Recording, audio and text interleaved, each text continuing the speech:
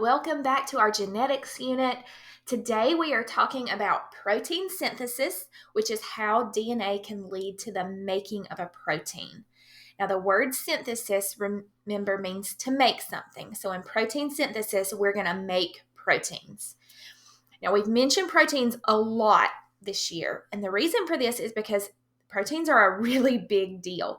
They do all kinds of things like transport, structure. They act as enzymes that can make and break all kinds of materials.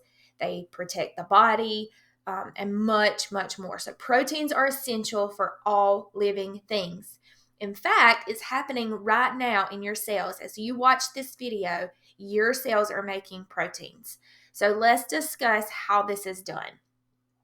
All right, so remember from the last lesson, the last couple lessons, DNA contains the instructions for making proteins. And to get that done, DNA is going to get the help of RNA. So RNA is going to help DNA make proteins.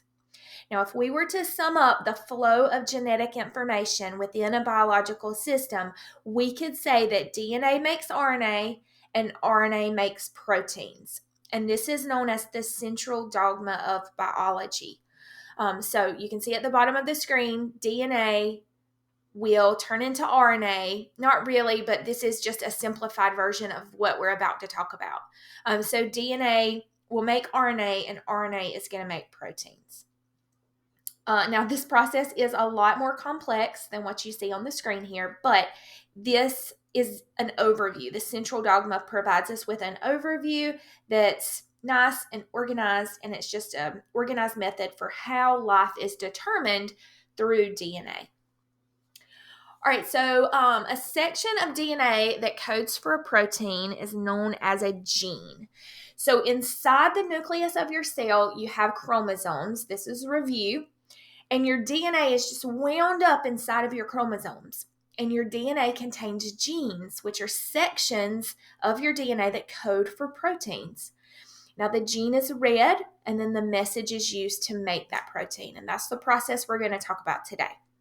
So we're going to learn in the next unit how these proteins determine traits, but they do. So the proteins that we talk about, we're going to talk about how these proteins are made today, but those proteins then are going to determine your traits, like your eye color and whether or not you have dimples. All right, so there are two steps in the process of protein synthesis. So we're going to start with transcription, and this is going to be where a molecule called mRNA copies instructions that are going to be found in the nucleus. And then we're going to have what's called translation. So this is where the ribosome will use the mRNA to actually make a protein. So remember, the central dogma of biology says that DNA will create RNA, which will make a protein. And so the actual process of DNA becoming RNA is called transcription. And then when RNA is used to make a protein, we call that translation. All right, now this can be kind of a complicated process, and so I'm going to give you an analogy that might help you as we walk through. So the other day, I called up my friend, and my friend's grandmother makes this amazing red velvet cake. It's so delicious. So I called up my friend. I had to go to a church event. I called up my friend, and I said, "Can I please have your grandmother's recipe for that red velvet cake?" And she said, "Sure, come over." So I went to my friend's house, and I took a recipe card, I took my pen, and I wrote down the recipe for her grandmother's red velvet cake. Okay. Now, I had to take that recipe back to my house and then make the red velvet cake at my house. Okay, so this process of me going and copying the recipe from my friend and then bringing it back to my house to actually make the cake is very similar to the way protein synthesis works. So in protein synthesis, you start with transcription, which is going to take place in the nucleus. So my friend's house served as the nucleus of the cell. And then when I took that recipe card over and I transcribed her grandmother's recipe into my own recipe, that served as what we call mRNA. And then I took that those instructions back to my house, and that serves as the ribosome. So the second process of protein synthesis happens in the ribosome. So in my analogy, my house would be considered the ribosome. All right, so let's start with transcription. So transcription is the first step of protein synthesis. And in transcription, we are going to take DNA and we are going to make our mRNA. So this happens in the nucleus of the cell. And DNA and mRNA are going to be the key molecules that are involved. And please make sure you get this in your notes. All right, so just a basic overview of what happens. DNA is going to unwind where the gene is. So remember, genes are on a strand of DNA. The DNA is going to unwind where the gene is. And then a molecule called RNA polymerase is going to use DNA as a template to make an mRNA copy, or what we call a transcript. And then the mRNA copy can now leave the nucleus. So DNA can't leave the nucleus. The mRNA has to go in, find the DNA where the gene is, and then make a transcript of the instructions needed to make the protein. All right, so let's look at this as an example. All right, so you see here we have a strand of DNA that has unwound. And so you have the nucleotides, so we recognize the nitrogenous bases by letters. And the mRNA is going to just transcribe the DNA's message, and it's going to use base pairing rules. So remember, when we are talking about RNA, you have to use base pairing rules for RNA. So A is always going to pair with U. Okay, so adenine will pair with uracil. Cytosine will always pair with guanine. Thymine will always pair with adenine. C will pair with G. A will pair with U. T will pair with A. Okay, then we're going to go read three more. G will pair with C. C will pair with G. G will pair with C. And then the final three, A will pair with U. T will pair with A. And C will pair with G. Now, if you're confused by how I got these letters, then you need to go back to the introductory video and make sure that you watch that, where we talk about complementary base pairing rules for DNA and RNA. All right, so since this was a strand of RNA, you're not going to see any thymines. Remember, uracil replaces thymine when we are talking about RNA. All right, now that newly made RNA is going to leave the nucleus. So let me go back. We have DNA. We transcribe that into mRNA. The DNA can't leave the nucleus, but the mRNA can. So it's transcribed the message, it's going to leave the nucleus, and it's going to head to the ribosome. Now, at this point, we only have a transcript or a recipe for making proteins. Now we've got to take that recipe to the ribosome to actually build the protein. So that's going to take us to the second step of protein synthesis, which is translation. So we just modeled transcription, then we're going to talk about translation.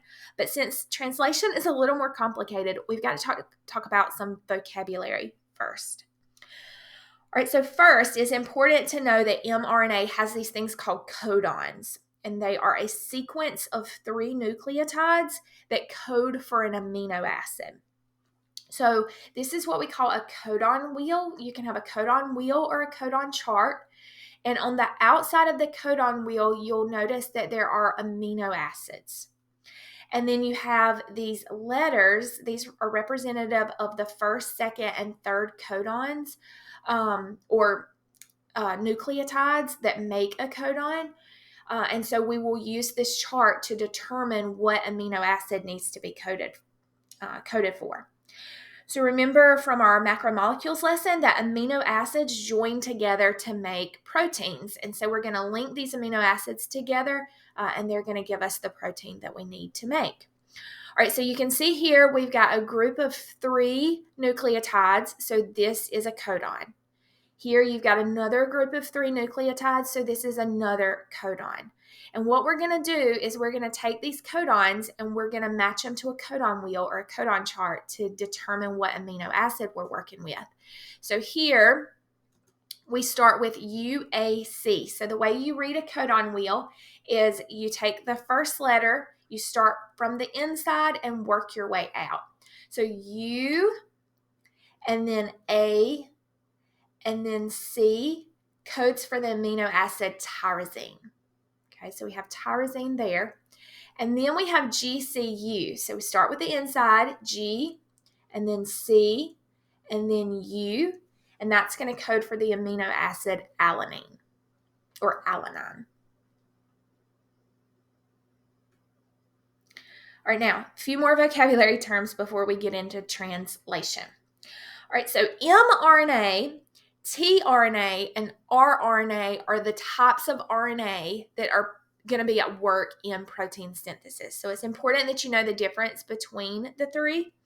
So mRNA is going to carry the transcript, which is DNA's instructions for making proteins. Now remember in my analogy where I went to my friend's house and copied her grandmother's recipe, I was serving as the mRNA. So as I carried that recipe back to my house, I was representing mRNA in the cell. Now, rRNA, this is what ribosomes are made of. So this is where the proteins will actually be built. So this is representative of my house in the analogy. So when I took the recipe back to my house and I actually made my friend's grandmother's red velvet cake at my house would be representative of the rRNA. And then tRNA is a molecule that's going to bring amino acids together to actually make the protein. And when you see a picture, an image of tRNA, it kind of looks like the letter T. So just when you see something that looks similar to this, recognize it as a tRNA molecule. All right, now we can get into translation. Now this process is a bit more complicated than transcription, but overall we're going to be taking that mRNA that was created during transcription and we're going to be turning it into a polypeptide or a protein. So where is this going to happen? It's going to happen in the ribosome. Now remember from Unit 2, the ribosome's job is to make protein. So that's why we're here in the ribosome. All right, who's involved? So there are several different players involved in this process. So the mRNA, it's got the transcribed instructions from transcription. So the mRNA is going to be important. And then you have the ribosome. So this is the organelle where the process happens. And then you have the tRNA, and this is the molecule that carries amino acids on them. And they're very similar to taxis. So they're going to drop off and pick up different amino acids.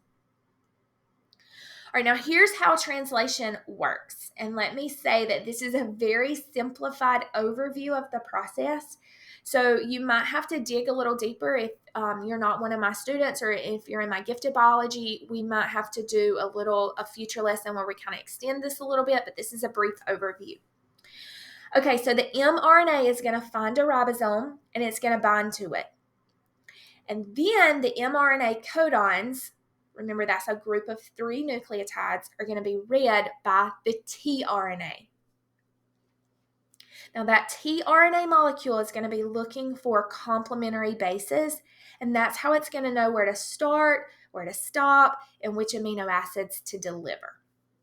And then it's going to bring that specific amino acid, and the amino acids will link together and give us a polypeptide, which is going to be a protein. So ultimately, all that to say that we're going to take that mRNA that was transcribed, and then we're going to turn it into a protein. Now, if you're a visual person, let's walk through this. All right, so we have a strand of mRNA. Remember, it was transcribed in transcription, and you can see the nucleotides on here. All right, so what's going to happen is the mRNA is going to bind to a ribosome. It's going to find a ribosome and bind to it. And then the tRNA is going to be coming in, it's going to be looking for complementary bases. That's how it's going to know where to start and where to stop and which amino acids to deliver. And so this is called an anticodon. So our tRNA molecule is going to be looking for a codon that is complementary to its anticodon. Okay, so you can see here, A pairs with U, A pairs with U, C and G pair together. Okay, so this particular tRNA molecule is going to deliver methionine or methionine. All right, and then this tRNA molecule, it has the anticodon AUG, and so its complementary bases are going to be UAC, so it fits perfect, and it's going to bring the amino acid tyrosine. And then these amino acids are going to join together to give us a protein. All right, now how is this going to look on a worksheet or quiz or test? All right, so let's go over some example problems. What we're going to do is we're going to take what we've learned in the past 3 lessons and just kind of merge it together. And this is the process. We are modeling protein synthesis here. All right, so we see here that we have a strand of DNA. And you can see on this DNA, we have the nitrogenous bases that make up the nucleotides that form one side or one strand of DNA. And so if we are modeling protein synthesis, we can assume that we've unzipped or unwound the DNA. We have found the gene in which we want to start.